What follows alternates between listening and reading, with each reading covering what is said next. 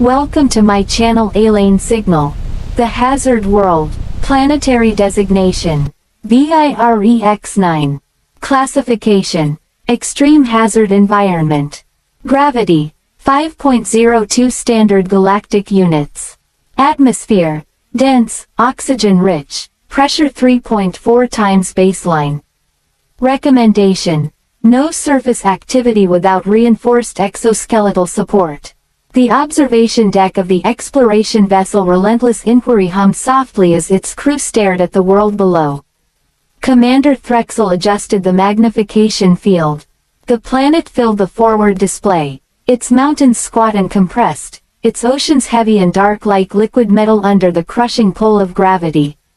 Even the clouds moved sluggishly, dragged downward by the invisible force pressing everything toward the planet's core. Remarkable, murmured Science Officer Velra. Geological compression consistent with extreme gravitational density. No known sapient species has evolved under such conditions. Correction, said navigation specialist Oral. No known non-human species. There was a pause on the bridge. The human liaison, Daniel Mercer, leaned casually against the rear console, sipping from a thermal flask. "You're forgetting Earth clocks in at 1 standard gravity," he said. 5 times that isn't comfortable, sure. But it's not instantly fatal. Threxel turned one eye stalk toward him. "Your skeletal system would collapse." Daniel shrugged. "I've lifted heavier." The bridge fell silent again. This mission had been intended as a routine survey of an anomalously dense exoplanet. The Galactic Safety Council required documentation of all Class Red worlds to prevent civilian exploration disasters. The crew had cataloged volcanic compression zones, ultra-dense mineral deposits, and atmospheric layering so thick that light refracted invisible waves. The final step was simple: confirm that no indigenous life existed. And then the human had made a suggestion. "I'd like to conduct a surface mobility test," Daniel had said. The room had erupted in protest. Now, hours later, a reinforced drop pod sat locked onto the planet's upper atmosphere trajectory, its shielding glowing faintly as it prepared for descent. Commander Threxel's mandibles tightened. "For the record," he said stiffly, "this is against standard advisory protocol." Daniel grinned. "Relax. I'm not skydiving naked. I've got a pressure suit." "A pressure suit rated for 3 gravities," Velra reminded him. "Engineering reinforced it, with additional plating designed for cargo containers. Still counts." Threxel considered aborting the mission. But humanity was now a fully recognized council member species. They were entitled to participate in exploratory documentation, even if they were reckless. "Deploy the pod," Threxel ordered. The ship trembled as the drop capsule detached, streaking toward the planet below. The descent was violent. Gravity seized the pod like an angry fist. Stabilizers screamed as they fought against acceleration far beyond expected parameters. Daniel felt the weight multiply around him, his arms heavy, his lungs laboring against the pressure. 5 gravities. It felt like lying beneath a collapsed building. He grinned through clenched teeth. "Telemetry stable," Velra reported from orbit. Subject vital signs elevated but within survivable range. The pod struck the surface with a thunderous impact that sent a ring of compressed dust outward in a perfect circle. For several seconds, nothing happened. Then the hatch groaned open. Daniel Mercer stepped onto VIREX9. The first step nearly drove him to his knees. His boots sank into the dense soil, each movement requiring deliberate effort. The suit's internal servos whined as they compensated, distributing load across reinforced joints. Even breathing was work. His chest felt wrapped in iron bands. "Surface gravity confirmed at 5.02, he transmitted. "Feels like I'm carrying a small car." "You're carrying a small car," Velra muttered, reading suit mass calculations. Daniel straightened slowly. The horizon looked wrong. The mountains were lower than they should have been, flattened by gravitational pressure. The sky had a deep, saturated hue, the thick atmosphere scattering light into strange gradients of crimson and violet. "This place is incredible," he said. "It is lethal," Threxel corrected. Daniel took a careful step forward. Then another. Each footfall left a deep impression. His heartbeat pounded in his ears. "Mobility acceptable," he reported. He walked in a slow circle around the landing pod. The crew watched with a mixture of horror and fascination. "Recommend return," Velra said. "Long-term exposure will degrade muscular efficiency." Daniel stopped. He looked at the endless stretch of compressed plains before him. Then he did something that would later be entered into 3 separate incident logs. He stretched his legs. "Daniel," Threxel asked sharply, "just loosening up. For what purpose?" Daniel rolled his shoulders. "I didn't come down here just to stand." There was a pause. "Daniel," Velra said carefully, "what are you planning?" He adjusted the seals on his gloves. "I'm going for a jog." Middle. The incident. For a moment, no one spoke. "Define, jog," Oral said faintly. "Light, sustained running," Daniel replied. "That is impossible." Daniel bent his knees slightly. The suit servos compensated, whining louder. "Probably," he admitted. "Let's find out." And then he started moving. The first stride was clumsy, heavy, almost a stumble. But momentum carried him forward. The second stride was stronger. The third found rhythm. Each footfall struck the ground with explosive force, sending compressed dust spraying outward. The suit's systems flashed warnings as load thresholds spiked. On the bridge, alarms began to sound. Musculoskeletal strain exceeding predicted safe margins. Joint compression at 320% baseline. Cardiovascular output escalating. Daniel's breathing filled the comm channel. Deep, controlled, determined. "This is absurd," Threxel snapped. "Recall him immediately." "We cannot override manual control without triggering suit lock," Velra said. "That may cause him to fall." Daniel's pace increased. Not fast by Earth standards. But under 5 gravities, it was astonishing. His movements were slow motion compared to 1 gravity sprinting, yet every stride required monumental force. His muscles strained visibly beneath the suit's exoskeleton. "Why is he smiling?" Oral whispered. Daniel laughed between breaths. "This is intense. You are risking catastrophic skeletal collapse." Velra shouted. "It's just resistance training." He settled into a steady rhythm. Step, impact, step, impact. The ground trembled faintly with each strike.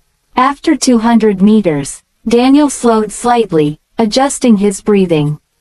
"Fatigue levels rising," Velra reported.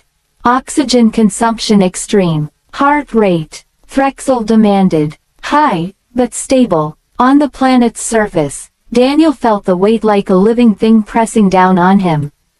Every muscle fiber burned, sweat pooled beneath his suit.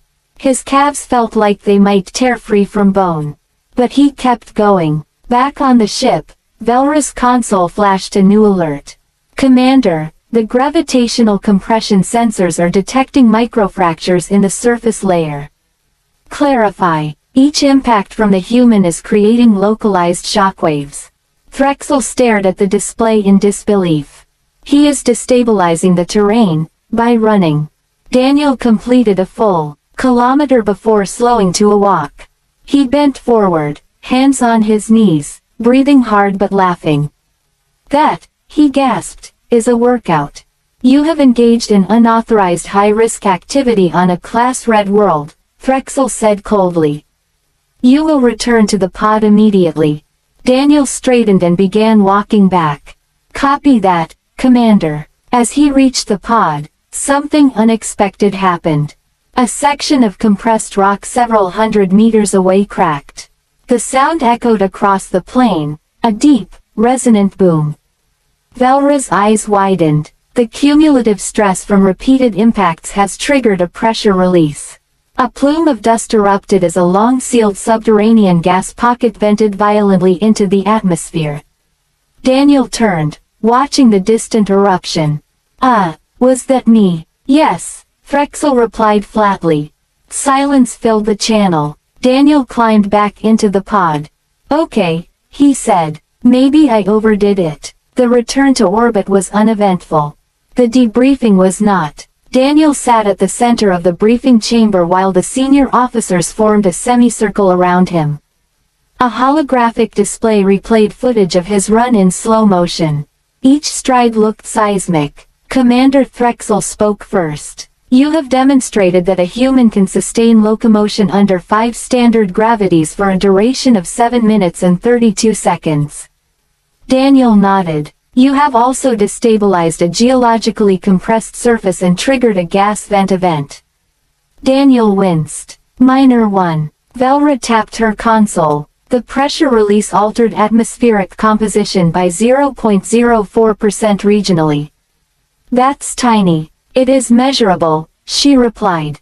Threxel folded his upper limbs. Your actions constitute a violation of Galactic Safety Code 88A, reckless endangerment of survey integrity. Daniel blinked. You're filing a complaint. Yes. With who? The Galactic Safety Council. Daniel leaned back in his chair, incredulous. For jogging. For weaponizing your own body mass against a fragile planetary system. Daniel burst out laughing. You're serious. Entirely. Ending the complaint. 2 weeks later, the council chamber buzzed with quiet conversation as representatives from dozens of species gathered. At the center of the chamber, a projection displayed a single image. A human running across a 5-gravity world. Counselor Zyril cleared her throat. We are here to review Incident Report 4412B. Human-induced planetary surface destabilization. A murmur rippled through the chamber. Daniel stood at the designated respondent platform, arms folded behind his back. He wore formal Earth diplomatic attire, looking far less like someone who had recently attempted to outrun physics itself. Commander Threxel appeared via hologram. The facts are simple, Threxel began. A human engaged in recreational locomotion on a Class Red world. The resulting impacts generated measurable geological disturbance. Counselor Zyril turned to Daniel. Is this accurate? Yes, ma'am. Why? Daniel considered the question carefully. Because we can. The chamber went silent. He continued. Humans evolved under 1 gravity. We built strength to survive it. We explore because it's what we do. If there's a limit, we test it. Not to break things, but to understand them. Velra's hologram flickered into view. With respect, your test caused atmospheric fluctuation. Daniel nodded. And now you know that sustained human locomotion at 5 gravities can induce surface stress events. That's data. Valuable data. A few council members exchanged thoughtful glances. Counselor Zyril leaned forward. Are you suggesting your actions were scientific? Daniel smiled faintly. I'm suggesting that humans are adaptable. If 5 gravities doesn't stop us from jogging, what else won't stop us? The chamber fell into contemplative silence. After a long moment, Zyril spoke. The council acknowledges the violation of Safety Code 88A. However, the data obtained is unprecedented. She consulted her advisors. Effective immediately, humans will be reclassified under Exploration Risk Index Category Delta Prime. Daniel frowned. What does that mean? It means, Zyril said, that when a human says they are going for a jog, all nearby species are to establish a minimum safe distance of 1 kilometer. Laughter, nervous but genuine, echoed through the chamber. The safety violation is hereby amended to an official advisory notice. Threxel stiffened. No formal reprimand. On the contrary, Zyril said. The human is to be commended for expanding our understanding of gravitational adaptation. She looked directly at Daniel. But should you attempt sprinting under 6 gravities? Daniel raised his hands. Noted. Later, aboard the Relentless Inquiry, Daniel stood beside Threxel at the observation deck. Virex 9 rotated slowly below them. "You're not angry?" Daniel asked. Threxel considered. "I am recalibrating my expectations of your species." Daniel chuckled. "That's fair." Threxel turned one eye stalk toward him. "Will you attempt such activity again?" Daniel looked at the planet. "Maybe." Threxel sighed. "I will prepare the paperwork in advance." Below them, the small fracture line on Virex 9's surface remained, a subtle scar marking the first time a human had treated a crushing world like a treadmill. And across the galaxy, a new advisory circulated quietly through exploration networks. Warning: humans may interpret extreme gravity environments as recreational challenges. Proceed accordingly. Some species were horrified, others were impressed, but all of them began to understand a fundamental truth about humanity. If the universe increased the weight, humans would try to run anyway. Thank you for listening. Subscribe for more cinematic science fiction stories.